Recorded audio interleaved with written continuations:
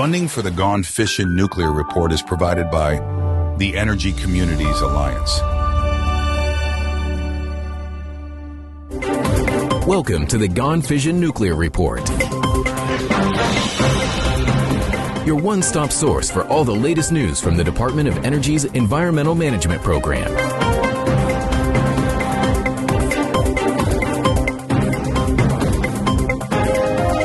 Now, here's your host, Michael Butler. Hello, and welcome to the Gone Fishin' Nuclear Report. Today is Monday, June 3rd, 2024. We're covering all the news from the Department of Energy's Environmental Management Program across the country. And we thank our friends at the Energy Communities Alliance for being presenting sponsor for today's episode. ECA, Local Concerns, National Impact. If you haven't subscribed to the Gone Fishin' Nuclear Report, we invite you to do that now. The Environmental Management Consolidated Business Center, also called the EMCBC, is a vital entity within the United States Department of Energy. This week, the Gone Fishin' Nuclear Report is featuring the EMCBC as it celebrates its 20th anniversary. The anniversary theme, Cleaning the Past, Protecting the Future. If you're like me, you may know the EMCBC best as the source of those all-important contract announcements, the ones that tell us what companies are being awarded those lengthy multi-billion-dollar contracts for cleanup. You may not know that the EMCBC also serves as the centralized hub for procurement, financial management, and technical support for DOE's Environmental Management Program. Founded in 2004 and based in Cincinnati, the EMCBC's primary objective is to streamline operations, reduce costs, and improve efficiency in the execution of environmental cleanup projects. The EMCBC has been called the Swiss Army knife of environmental management. By consolidating various functions and resources under one umbrella, EMCBC facilitates collaboration and coordination among different DOE sites, contractors, and stakeholders involved in environmental remediation efforts. One of the key responsibilities of EMCBC is to oversee the cleanup of contaminated sites, including former nuclear production facilities, research laboratories, and uranium mining sites. These sites include the Energy Technology Engineering Center in California, the Moab, Utah Uranium Mill Tailings Project, West Valley Demonstration Project in New York, Lawrence Berkeley National Laboratory, Lawrence Livermore National Laboratory, Nevada Program, and Sandia National Laboratory. The EMCBC also supports cleanup at the larger major DOE sites like Hanford and Savannah River. Each poses environmental and public health risks, requiring careful planning, remediation, and monitoring to ensure that they are properly restored and returned to productive use. EMCBC coordinates with other DOE offices, regulatory agencies, and local communities to develop cleanup strategies that are both scientifically sound and socially responsible. In today's episode, we'll learn more about the EM Consolidated Business Center in a discussion with two top DOE officials. Let's meet them now. We're very happy to have as our guests today two representatives of the Environmental Management Consolidated Business Center in Cincinnati. I'd like to welcome first Melody Bell. Melody is the Deputy Director for the Consolidated Business Center. Welcome, Melody. Welcome, Michael, and thank you very much for inviting me here. Well, we're glad to have you here. And also, I'd like to introduce Aaron Deckard. Aaron is the procurement director for DOE and has been a guest on our podcast before. Hello, Aaron. Welcome back. Thank you, and thank you for having me for a second time. Well, we're glad to have you here, and thanks to both of you for joining us today. The Environmental Management Consolidated Business Center is celebrating its 20th anniversary this month, and I'd like to start, if we can, by having you take us back to 2004, 20 years ago, and talk about why the center was created. What was the situation like, and why did DOE feel the need for a consolidated business center? Absolutely, and thank you, Michael. I'll take that question on. We are very excited to be celebrating this milestone. 20 years is a long time. Our theme we came up with for this celebration of the 20 years is cleaning the past and protecting the future. And that's a great introduction to indicate the evolution of where we were, where we are today, and kind of the impact and plans we have for cleanup of the future. So 2 decades ago, June 7th, 2004, the EM Consolidated Business Center was established.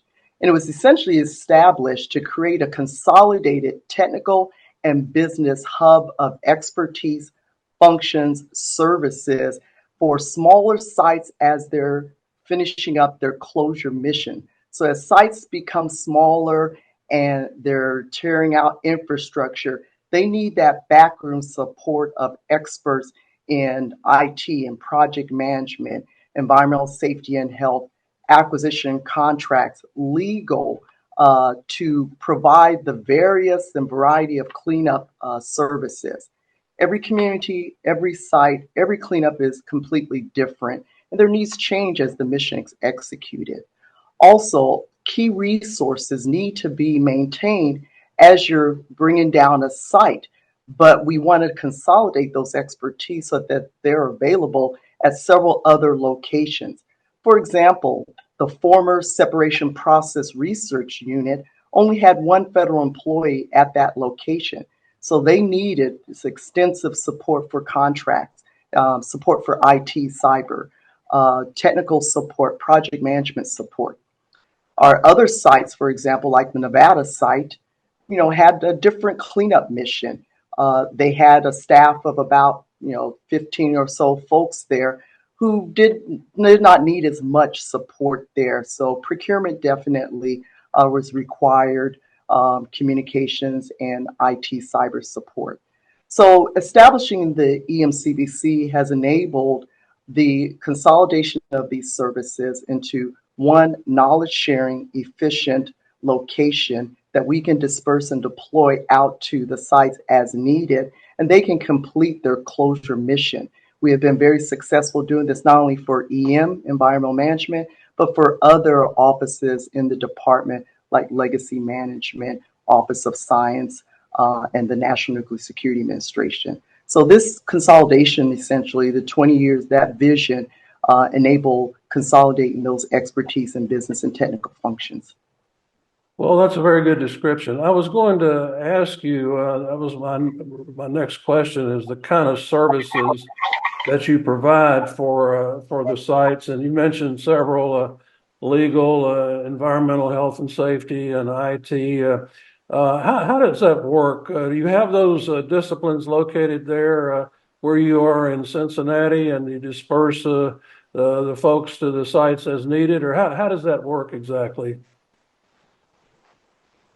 Well, Michael, that's a great question, and we do, as Melody alluded to, we do a lot, and we have a lot of really great resources between our Cincinnati office and our teams at the various EMCBC sites to support not only our EMCBC sites, or what used to be referred to as the smaller sites, but also the broader EM complex at the larger sites, as well as other elements of the department, such as legacy management and naval reactors, for example. So, as Melody alluded to, we've got a lot of really expert level resources within our EMCBC portfolio, as Melody mentioned, just to name a few, whether it's acquisition, IT, folks that are really experts in safety culture, property, D&D expertise, small business management, cost estimating, legal, you name it. We got a lot of really strong resources here at CBC.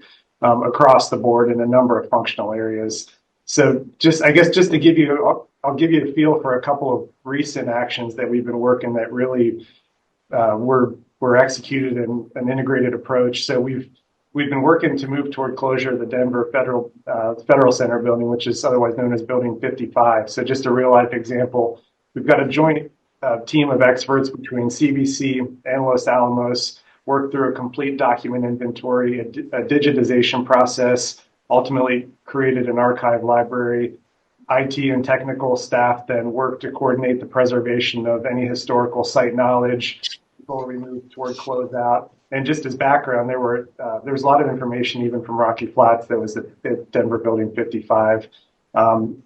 Then moved toward providing secure electronic access to any of that information if we'll need to access it in the future. And in short, it was a very collaborative effort across a number of disciplines to move toward being ready to close Building 55.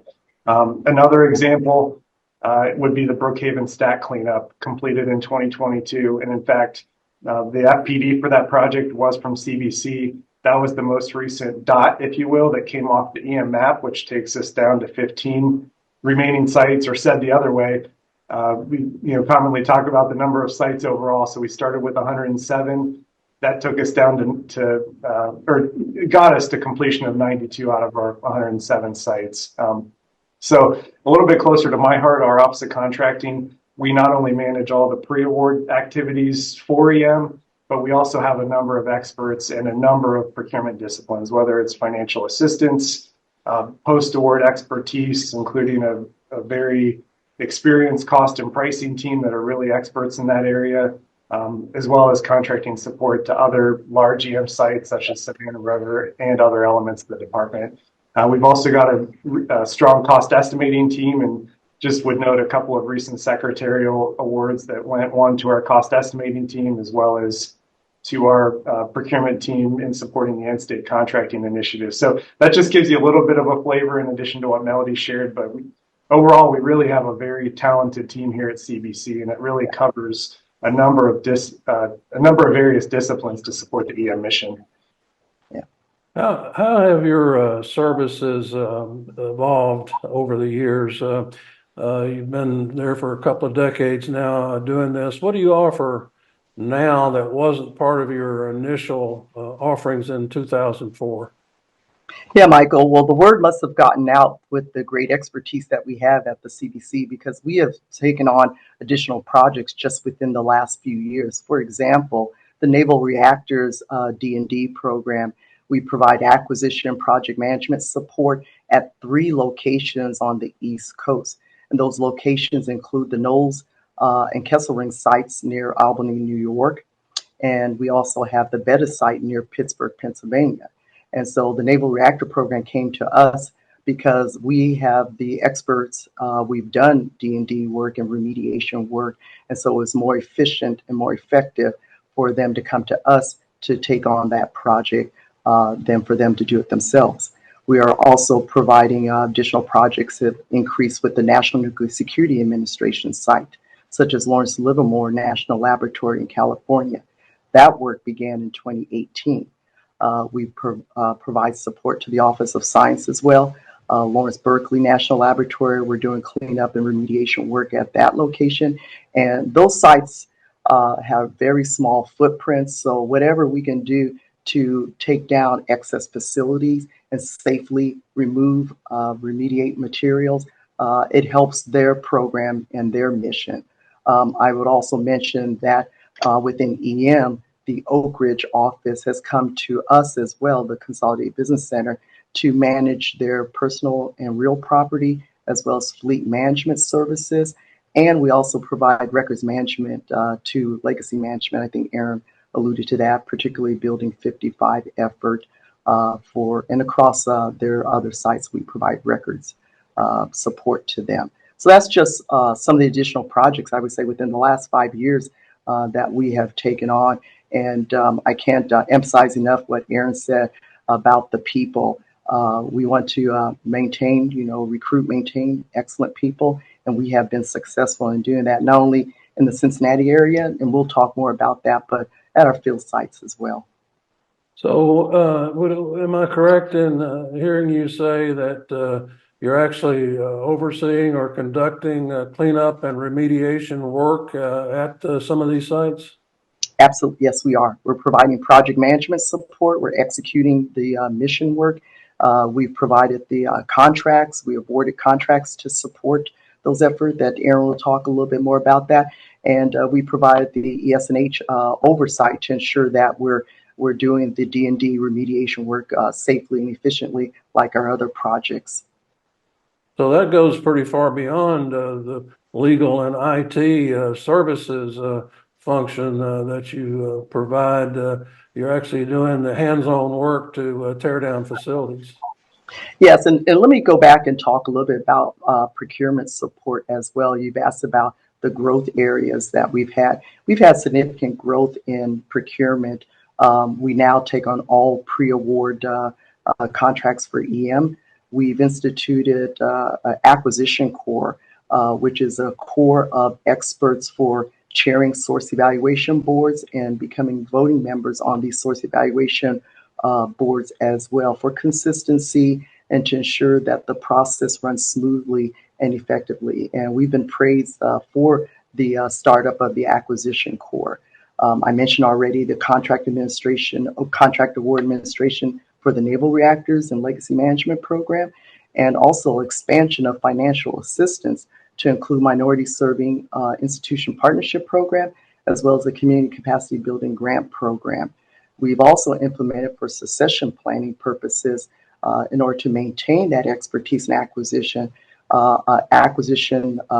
career acquisition program that we call ECAP, EM Career Acquisition Program. And similar to how DoD or the Air Force had their acquisition copper cap program as well.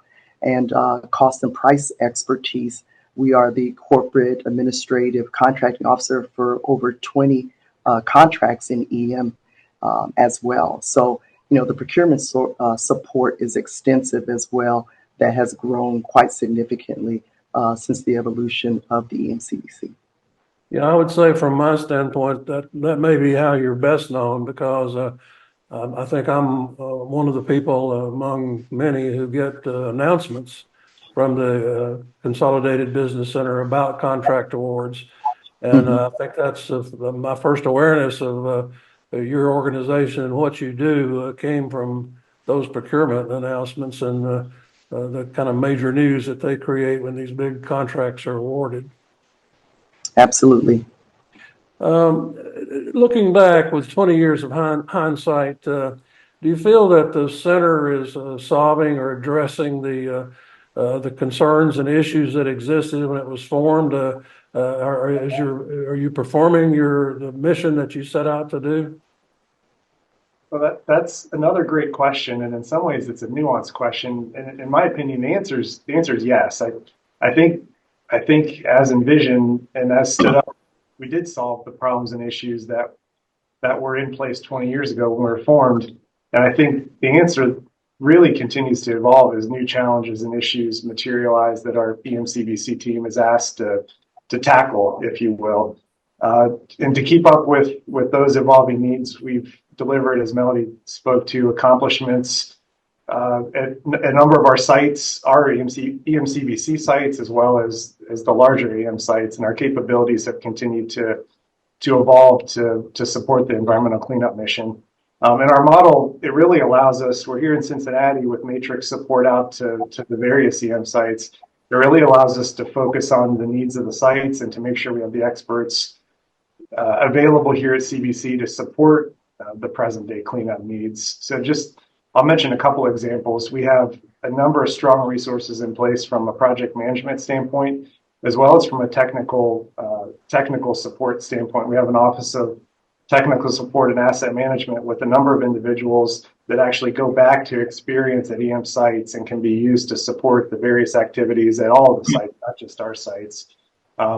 Also have pursued a lot of change and new program implementation from a procurement standpoint, such as end-state contracting. And that supports really our move toward a risk-informed cleanup approach at our remaining 15 sites.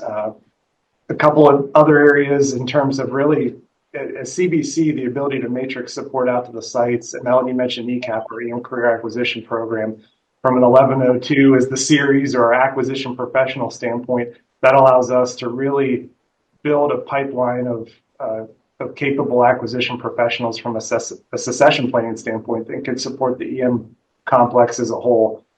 Really a number of other areas as well that have emerged recently. I would put forth one of the more recent initiatives is the Clean Up to Clean Energy initiative. It's not necessarily a procurement activity. It's more of a lease activity, but it's a really significant priority of the department, and we're pursuing the initiative at multiple EM sites, and our EMCBC team has been very supportive of those ongoing Clean Up to Clean Energy efforts, along with a number of other areas, whether they're business related or more so in the technical support type area.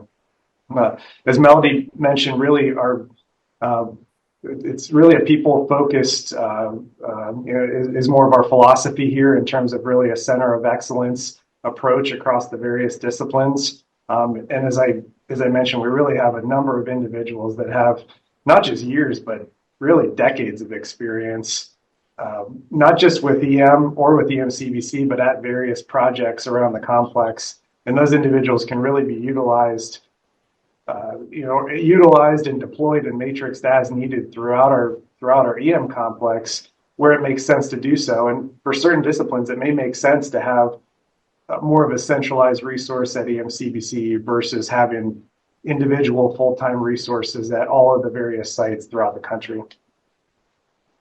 Well, we've touched on this some already, but let's talk about your team in a little bit more detail. How many employees do you have at the Consolidated Business Center, first of all? And secondly, what kind of people are they in terms of professional disciplines? What's the makeup of the team in terms of the services that you offer and that they're qualified to provide? Yeah, thanks, Michael. I love talking about the great folks at the CBC. We have over 200 full-time employees at the Consolidated Business Center. About 30 of those employees are located dispersed in the field sites from West Valley, New York. I mentioned the support we're providing naval reactors at the Knowles and Kesselring site. We have a couple employees there.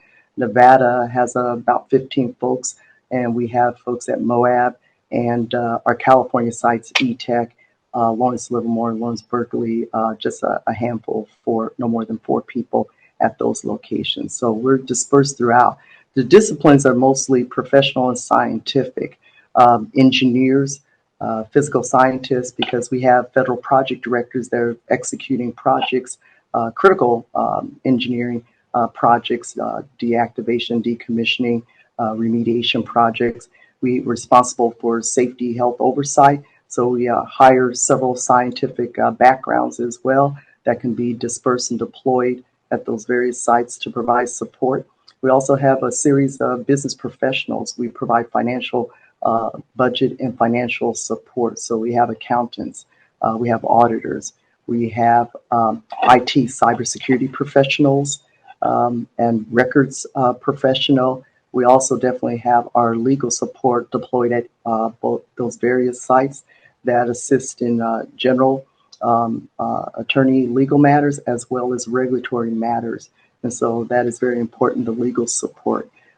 We also have an extensive kind of technical project management and asset management support. That's where our realty officer resides, our property support. And we've seen some growth in that area as far as interest to use our services because of the experts we have there, certified realty officers, for example, project property experts. So those are pretty much the professions that we have. Don't want to forget the cost estimating. We are a center of excellence for cost estimating, schedule and risk support. We have cost engineers. Pretty much every discipline you can think of, we have at the CBC. And like I said before, the success of supporting our mission and supporting the mission across the complex with customer service, quality deliverables is our people, essentially, both in Cincinnati and at our field sites. So very, very proud of the work that they do. And one other thing I'd like to add as well, by having them consolidated and centralized, there's consistency in the application of key principles, whether it's safety and health, whether it's IT and cyber, whether it's acquisition or general project management. We have that consistency of policy and application there, and we deploy those out. And then also gives folks a variety in work, essentially. So you're not just dedicated to one site. You can grow and develop in your skill set, your capabilities and competencies, because you are applying your expertise to various locations and building on that skill base. So it's a win-win-win situation for the organization, for the individual, and for the sites that they're supporting. Some people might find it curious that you're located in Cincinnati. How was Cincinnati chosen as your home for your operation, and why aren't you in Washington, D.C.? Well, thanks, Michael. That's a question we get a lot, honestly. And so as a longtime Ohio resident, I'll start, and then Melody might also have some perspective as a newer Ohio resident. But really, to answer your question, it really goes back, I'll take you back 20 years ago. And there was a recognition that as we were reducing our footprint across the country, there really was a need to maintain talent, knowledge, and experience in a number of functional disciplines. And we saw it as a challenge. And at the time, there were a handful of EM projects that were either had reached or were nearing completion in Ohio, including most notably Fernald and Mound, but also Ashtabula, projects at Ashtabula and Columbus sites. So we had a number of resources in this area, and there was a need to maintain those resources. And so there was a decision made at the time to establish a consolidated business center in Cincinnati. Overall, as we move to today, Cincinnati is relatively central in terms of from a geographic standpoint, in terms of the United States as a whole, and also in terms of location in relation to access to a number of our sites. So we've got especially in this region, we have ready access to, for example, the PPPO sites or Oak Ridge or up to our West Valley site. In addition to that, I'll just say again, as a longtime Ohio resident, it's a great place to live. Cost of living is relatively reasonable. Good schools, sports, arts, parks, a lot of those types of things from I'll say from a work-life balance standpoint, that's really helped us in terms of recruiting and retaining a great team at EMCBC.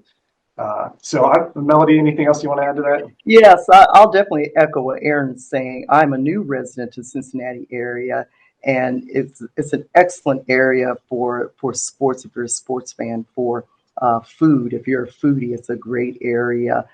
We've been able to successfully recruit to this area because cost of living, work-life balance. It's just a great central location to bring people together and to offer, a great living, opportunity as well as a professional work opportunity. I love it here. Well, it sounds like you're in a really good spot. Most of the attention in the EM program goes to the larger sites, to Hanford, Oak Ridge, and Savannah River and others. That's where a lot of the focus is and a lot of the conversation about the cleanup program. But you guys are involved in a lot of the smaller sites in the cleanup program. And we mentioned there's 15 sites left, and the bulk of those are the smaller sites. And so let's talk about a little bit more detail about what you do to support these sites. I know we have you've got Moab, Utah, West Valley, the Energy Technology Engineering Center. Give us a little bit of a thumbnail sketch about what you're doing at these various locations to support the cleanup program. Yeah, thank you, Michael, for that question too. And you're right, small sites, but not small challenges. In fact, I would argue that the challenges are even greater because the resources are not fully there, like a Hanford, like a Savannah River. So I'll start with Moab to talk about some of the things that we still have to do to safely, efficiently execute the mission with the fewer resources and usually a smaller footprint area. Moab, as an example, the uranium mill tailings started out with 16 million tons of uranium mill tailings, we have successfully moved over 14 million tons to an engineered disposal cell in Crescent Junction, Utah, about 30 miles away. And the effort that went into that is that we provided oversight, safety, and health when plans were developed for worker safety and health, rad protection. Those plans were reviewed by folks here at the CBC because we had those health and safety experts. We have security experts that have gone out there and done assessments.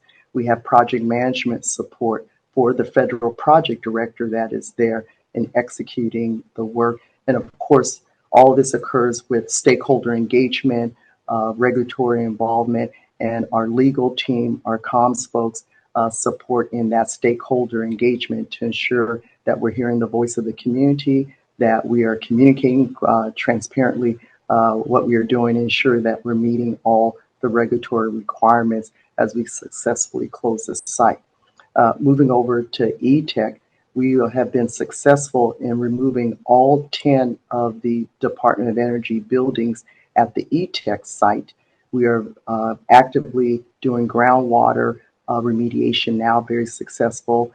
Soils, because of regulatory discussions that is ongoing, I'll admit is our greatest challenge area, but we are actively collaborating and working with our partners there between NASA, Boeing, talking to the regulators there, DTSC, to ensure that we have alignment on a plan moving forward for the soil remediation work that is coming forth.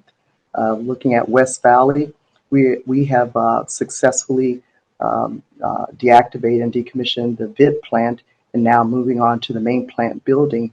And that footprint, the skyline has changed significantly. If you look at photos from when it started to now, where we are actively moving out some of the old cells out of that. Every day it's a skyline change at the West Valley site. And again, similar support, ES&H support, legal regulatory support, the contracting acquisition. Aaron can talk a little bit more about where we are on phase 1B efforts for the next phase of contracting to ensure we close that site as required. And of course, the funding and financing, not only for the feds, but in order to ensure the contracts are funded to bring those down. And of course, Nevada, actively removing and deactivating D&Ding the EMAD facility, as well as Test Cell C. We've successfully moved out some spheres from Test Cell C.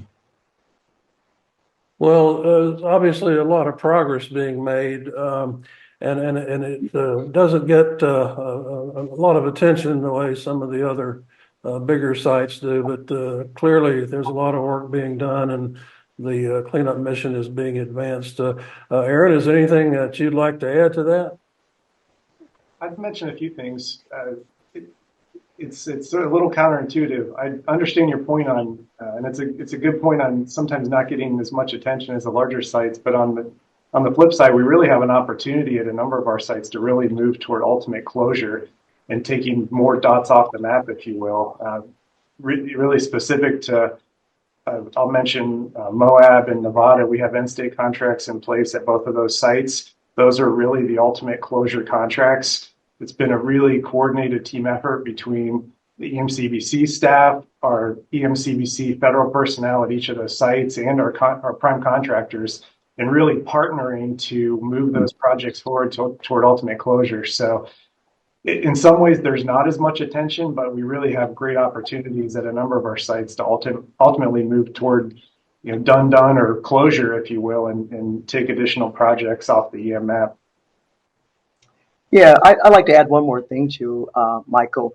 Look at the image of an iceberg, and what you see or hear about, you mentioned already our strong acquisition team, is usually just the tip of the iceberg. But if you look below the surface, it's a huge amount of mass and area of all the enabling functions that are required to get to closure, done, and remove a dot off the map. So we sometimes use that analogy as well. Another analogy that we have also used, if you saw our waste management presentation, is we're the Swiss Army knife of the EM complex because we have a multitude of expertise, resource, functional areas that we can matrix and deploy out to any location to immediately meet whatever those needs are. We may not know in advance what those needs are going to be, but we definitely have the resources here that can actively go out and apply their expertise and capabilities to help solve those mission needs. Well, I would be remiss if I didn't bring up this next topic. We've got a lot of listeners and viewers who are, of course, very interested in the procurement process and the contracts that are being awarded. I know you have to be circumspect in responding here, but I want to ask you about that. Talk about some of the bigger procurements that you're working on now, if you can. I know there's a contract pending for the Portsmouth site mission support. There's work on the Hanford waste tanks. Is there anything else you can tell us about the large procurements that are in the works?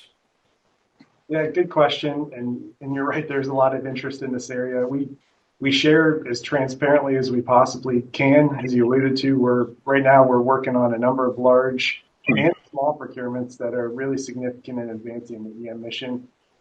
For broader awareness, I'll say that EM did centralize the pre-award process at EMCBC for the major procurements in the mid-2010s, and that's really helped us with standardization and consistency, as well as, over the past decade has really helped us to increase predictability in our processes, both internally and externally, including our transparent engagement with industry, not only during procurements, but also at the conclusion of procurements.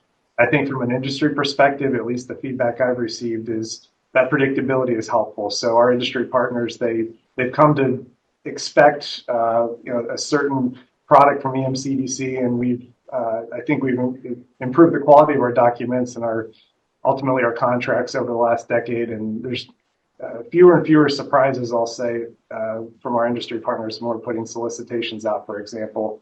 I mentioned after procurements, I alluded to just now, especially under our end state contracts, partnering and transparent partnering is really a key component of our procurement process, especially under the end state contracts.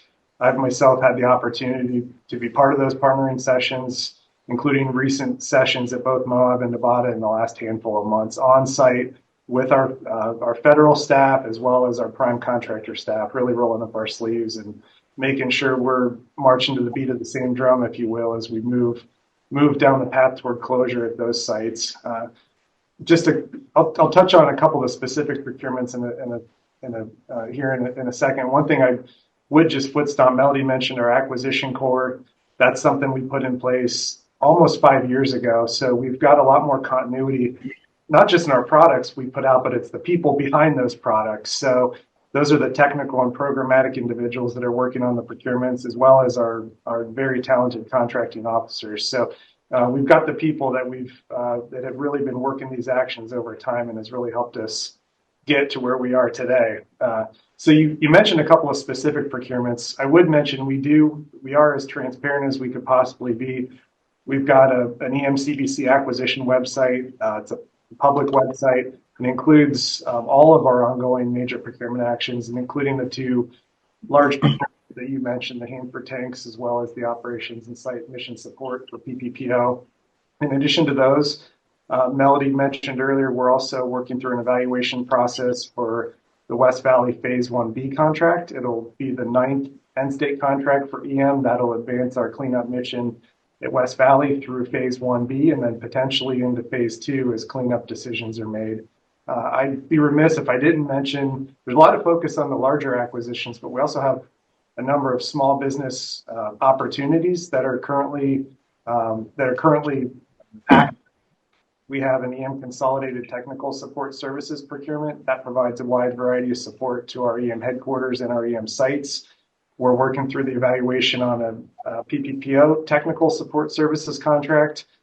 We announced recently we'll be in Paducah later this month for a site tour that relates to our Paducah Infrastructure Support Services contract provides a wide variety of infrastructure related as well as site support services in Paducah, as well as we're in the earlier stages of an Oak Ridge technical management and administrative services contract, and that contract provides critical support services at Oak Ridge. So we've got a number of active procurements right now, and again, we've got a site is really the central hub for all those procurement opportunities for our industry partners.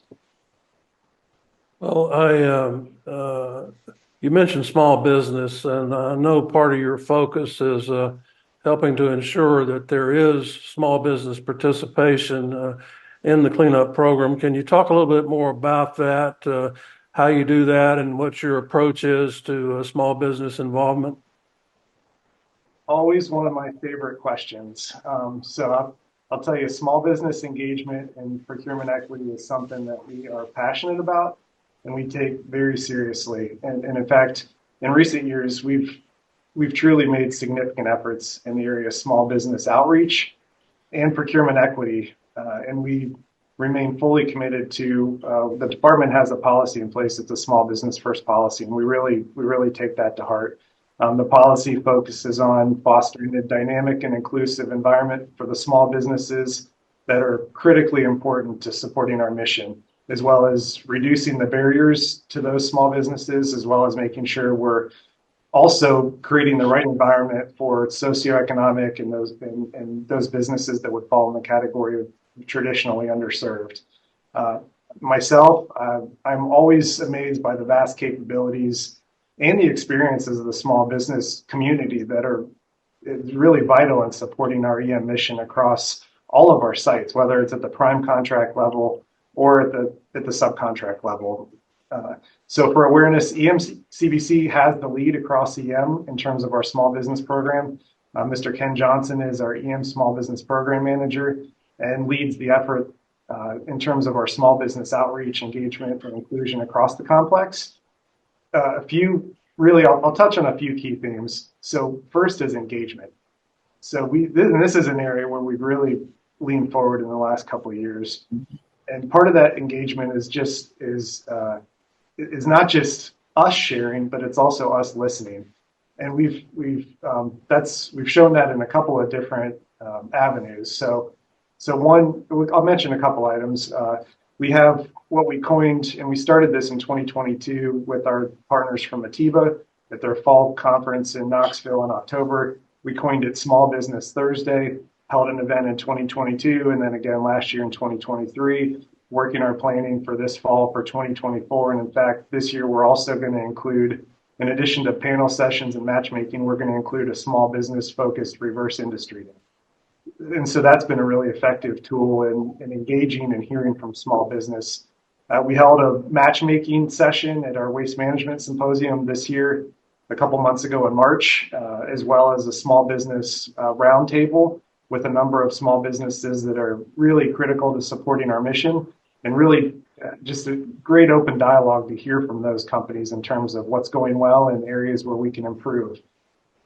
We will have a presence at our big DOE OSDBU Small Business Conference that's coming up in early June 2024, as well as engagement with small businesses through each procurement, whether it's during the planning stage and as well as one-on-ones through that process and after the procurement where it makes sense to do so. So we've got a number of feedback loops in place with small business that really helps us to understand what the challenges are from the small business community and where the opportunities are, where we can either further engage or make changes to really hit the intent of the small business first policy. Well, in closing, I'd like to ask you to give us a summary of what you feel like the benefit of the Environmental Management Consolidated Business Center is, and what it brings to the overall EM program. How would you describe your contribution to the overall cleanup in a few words? Excellent question, Michael, and thank you very much. And actually, this has been a great, fun experience to highlight and talk about the Consolidated Business Center. So 20 years ago, the Secretary of Energy was faced with a challenge. That challenge was, how to maintain safety, excellence, expertise at our EM nuclear cleanup sites.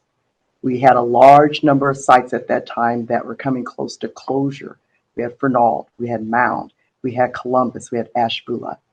And rather than lose that expertise and those skills that have gained their expertise at those sites and seeing that they may be leaving, we came up with the Consolidated Hub for business and technical expertise in an integrated service center for the small sites to use. And we could also deploy those to wherever they were located and not have them bound or just stay at one location. 20 years later, we have kind of evolved this concept into being that critical tool. I mentioned the Swiss Army knife, that critical tool to help execute EM's mission, as well as the department overall, not just for those small sites, but we see the value addedness of safely cleaning up, closing sites in a safe, efficient, effective manner, in a consolidated manner that is a great savings to taxpayers. I can't overemphasize the dedicated experts that we have, subject matter experts that we have at the CBC, CBC Cincinnati, as well as our field sites, the number of functional functional areas that we have expertise in. They've proven that experience with outstanding customer service, outstanding and quality product deliverable.